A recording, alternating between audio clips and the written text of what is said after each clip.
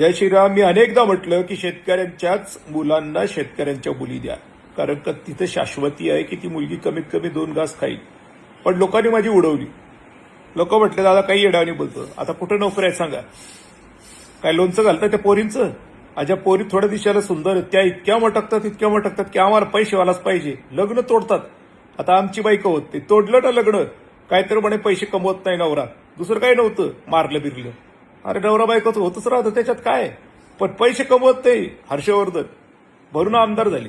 बरं आमदार झाले, दिवे काही लावता येत नाहीये. लोक आमचे जाऊन वर वैतागले. अरे बाबा जुळवून घ्या, ती जी बाई पाठवली होती ती बी तुम्ही गायब करून टाकली, त्या माणसाचं कसं होईल? तो मरून जाईल. तर काय म्हणतात दानवे पाटील, अहो मेला तर मेल्यावर थोडी आता आजकाल बाया कुंकू लावत नाही का मंगळसूत्र घालत नाही, सारं करत्या बाया. जाऊ द्या, ही भाषा आहे रावसाहेब दानवेची. काय पद्धत आहे? म्हणून मी सगळ्यांना सांगतो, माझं जरा ऐकत चला. रायवान जाधवांचा मुलगा आहे, काही तर अभ्यास असेल, ठीक आहे. काही गोष्टी चुकीच्या आहेत. कोण धुतल्या तांदळाचं इथं? सगळं जग धुतल्या तांदळाचं, मीच माधरचोत आहे काय? साले कुत्रे कुठले. काहीच करता येत नाही. रंजनाला आज चारधामला जाऊन बसली. काय दिवे लावणार? ढोंगणार लादील देव. राम ऍक्सेप्ट करेल? नवऱ्याचा खून करणाऱ्या बाईला राम ऍक्सेप्ट करेल असं तुम्हाला वाटतं? चारीच्या चारी धाम रामाचे आहेत. जरी रामेश्वरम असलं तिथे राम आहे.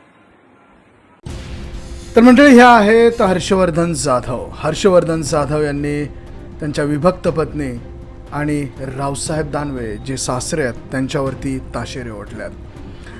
शेतकऱ्यांच्या मुलांना शेतकऱ्यांच्याच मुली द्या, शेतकऱ्यांच्या मुलांनी शेतकऱ्यांच्याच मुलींशी लग्न करा आणि या गरजेवर त्यांनी भर दिला.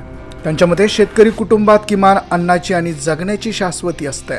सध्याच्या काळात मुली आणि त्यांचे कुटुंबीय केवळ श्रीमंती, पैसा आणि मोठ्या नोकरीला महत्त्व देत असल्याने अनेक लग्न मोडलेत किंवा जुळतच नाही अशी खंत त्यांनी यावेळेस व्यक्त केली आहे.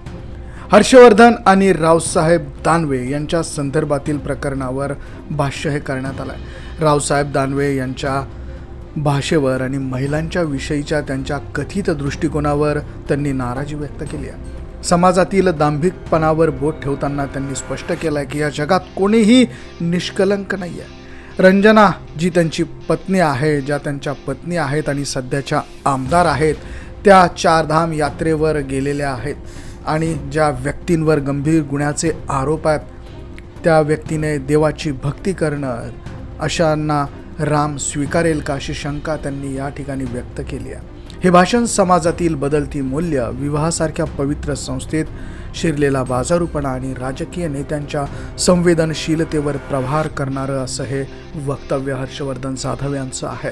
असंख्य उदाहरणं त्यांनी दिलेली आहे. सामाजिक दांभिकतेवरती टीका देखील केली आहे. रावसाहेब दानवे म्हणतात की मेला तर मेला, मेल्यावर थोडीच आता बायका कुंकू लावत नाहीत, मंगळसूत्र घालत नाहीत, सगळं काही करतात बायका, तो मेला तर मेला अशी भाषा रावसाहेब दानवे यांनी वापरली असल्याचं या ठिकाणी हर्षवर्धन जाधव यांनी सांगितलेलं आहे. म्हणजे याबद्दल तुम्हाला काय वाटतं?